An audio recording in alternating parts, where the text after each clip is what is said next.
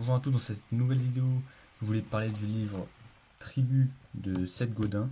Voilà, donc Seth Godin, c'est un expert dans le marketing, notamment le nouveau marketing apparemment. Donc c'est un leader du marketing sur Internet et il a écrit de nombreux livres à succès traduits dans de nombreuses langues. Notamment la plupart de ses livres sont en français. Ce livre, ça a été écrit pour que chaque personne trouve le leader qui est en lui. Donc voilà, une tribu, qu'est-ce que c'est pour Seth Godin? Une tribu, c'est un groupe de personnes connectées entre elles, qui sont connectées à un leader et à des idées. Donc voilà, le bon leadership, c'est de mettre toujours en échec les initiatives égoïstes de qui n'agit que parce qu'il a le pouvoir. Il faut se démarquer, être un hérétique pour avoir une niche, une spécialisation, ne pas essayer de ressembler à des millions de gens derrière une idée vaste, mais être clair et précis. La stabilité est une illusion, il faut faire du mouvement de la nouveauté. Les leaders doivent connaître le mode de fonctionnement de l'organisation, c'est cette connaissance qui leur permet de la changer. Les grands leaders créent des mouvements en permettant à la tribu de communiquer, notamment en créant un forum, et la croissance progressive et inexorable d'une tribu permet de vaincre des problèmes insurmontables. Donc, selon de nombreux marketeurs, un artiste n'a besoin que de 1000 vrais fans. Donc ça varie selon les entreprises, mais c'est moins que ce que l'on pense, parce que généralement un artiste ou quoi que ce soit, il a besoin de centaines de milliers de personnes pour être viable économiquement. Voilà. Donc ça suffit à répandre son idée, 1000 vrais fans, à se faire acheter ses produits, à se faire soutenir. Donc pour créer ces 1000 vrais fans, il faut les faire communiquer entre eux. Et il faut aussi avoir peu d'intermédiaires. Parce que voilà, si on a une maison de disques et tout, par exemple, pour un chanteur, c'est plus compliqué. Par exemple, Cro-Blanc, je pense qu'il a pas 100 000 personnes qui achètent ses CD, et pourtant il doit en vivre, même en vivre assez bien, je pense. Donc si quelque chose est établi, il est important de le remettre en question. L'initiative marche bien, elle amène aussi au bonheur. Ce n'est pas la meilleure idée qui gagne, mais c'est celle qui réunit le plus d'hérétiques, en gros, des personnes qui sont convaincues et qui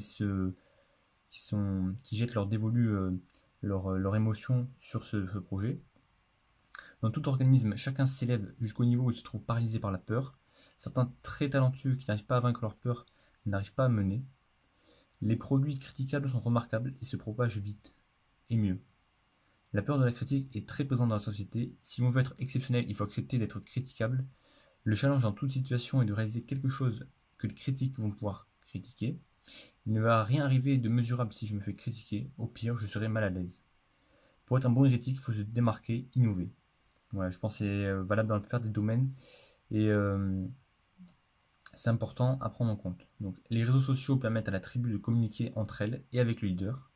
Le sentiment de malaise montre une absence de leadership. Là où il y a un malaise, il faut devenir un leader. N'ayez pas peur d'avoir des micro-leaders dans sa tribu. Ils vont s'investir pour vous, pour la tribu et pour l'agrandir.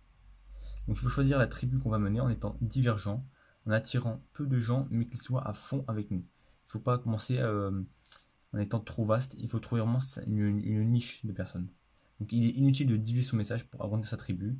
Ne changez pas de plan pour agrandir votre tribu, vous perdriez vos vrais fans. On ne fait pas le changement en demandant la permission, on le fait en demandant le pardon plus tard. Voilà. Un hérétique ne fait pas de compromis. La chose facile est de réagir, essayer ensuite de répondre, mais le plus dur, c'est d'initier. Il faut provoquer les événements, ne pas les subir. Il faut être avant-gardiste, savoir changer avant les autres. Alors, comment créer un micro-mouvement? D'abord en publiant un manifeste, un tract avec un but clair et précis. Ensuite, faciliter le contact entre vos membres et vous. Faciliter le contact entre eux. En 4, l'argent n'est pas la raison d'être du mouvement. Ce n'est pas le but, mais ça peut être le moyen.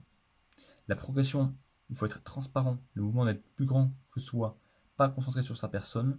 Il faut attirer le plus de gens possible. Et il faut exclure les touristes pour aider la loyauté et la fidélité. Donc, le secret du leadership est simple. Vous faites ce en quoi vous croyez, les gens vous suivront. Il ne faut pas attendre pour prendre le risque d'être en retard, mais être en avance et accepter l'innovation et les inconvénients temporaires. N'essayez pas de convaincre des membres d'une autre tribu de nous rejoindre. Ils voudront sûrement garder leur statu quo. Ça sera probablement les derniers à nous suivre, sous ces tribus concurrentes. Donc il faut communiquer avec cette tribu de manière dont elle communique. Donc le challenge pour le leader est d'aider à ce que la tribu chante, quelle que soit la forme de la chanson.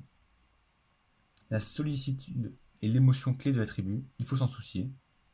Les éléments du leadership, c'est mettre en cause le statu quo, créer une culture autour de son objectif, être curieux du monde qui change, utiliser son charisme pour attirer et motiver ceux qui le suivent, communiquer sa vision du monde, connecter entre ceux qui nous suivent.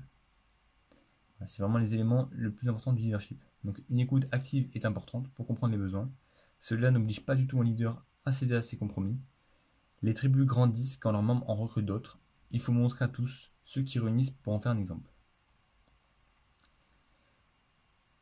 Offrir aux gens des histoires qu'ils peuvent raconter eux-mêmes, c'est le meilleur moyen de les intégrer. Les barrières du leadership sont désormais des peurs personnelles et non des contraintes techniques. Voilà, c'est un peu tout ce que j'ai à dire pour ce livre. Je l'ai lu il y a peut-être un mois. Et donc moi, à chaque fois quand je lis un livre, maintenant, j'essaie de faire un résumé sur mon ordinateur. Donc voilà, en fait, c'est ça que je vous ai lu. Je vous ai lu un résumé parce que j'ai pas trop de temps aujourd'hui. J'ai été un peu pris de court. Donc voilà, c'est tout ce que j'ai à dire pour aujourd'hui. Demain, je pense que je vais faire je vais donner des exemples concrets de tribus. Voilà, c'est tout pour moi. À demain.